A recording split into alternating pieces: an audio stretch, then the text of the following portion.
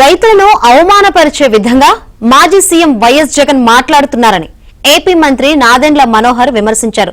Work from Bengaluru చేసే జగన్ కు రైతుల గురించి ఏం తెలుసునని ఆయన కాకినాడలో ప్రశ్నించారు.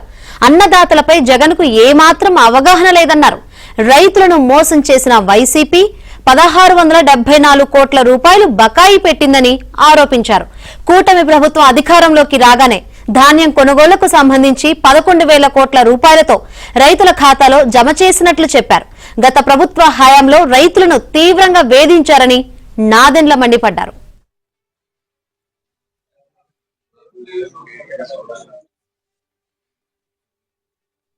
ఏ ప్రభుత్వం చేయని విధంగా మేము 48 లక్షల మెట్రిక్ టన్నులు మేము ధాన్యం కొనుగోలు చేశాం.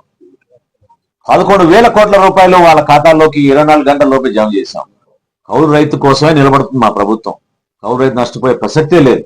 గతంలో పవన్ కళ్యాణ్ గారు కానీ చంద్రబాబు నాయుడు గారు కానీ అనేక సందర్భాల్లో ఏ విధంగా కౌలు రైతుల కోసం అండగా నిలబడ్డాము మరొకసారి రాష్ట్రపతికి గుర్తు చేస్తాం. మనస్ఫూర్తిగా చెప్తున్నాం మీకు 11 లక్షల మెట్రిక్ టన్నులు గత సంవత్సరం కన్నా ఎక్కువ మేము కొన్నాం. అర్థం చేసుకోండి. ఇది కేవలం రాజకీయ దురుద్దేశంతో జగన్మోహన్ రెడ్డి గారు ఏదో హడావుడి చేసి ఒక ప్రెస్ మీట్ పెడితే నిజంగా దయ్యాలే వేదాలు వల్లించినట్టు ఉంది. ఆ విధంగా ఆయన మాట్లాడితే రైతాంగం గురించి ఏం చెప్పమంటారు? కనీసం రైతులకి డబ్బులు ఇవ్వలేదు, బకాయిలు వదిలేసి వెళ్ళిపోయారు. పోనీ ధాన్యం కొన్నారంటే అది లేదు. లెక్కలు చూస్తే ప్రజలకు తెలియాలి ఈ రోజున వాస్తవాలు ఏంటో.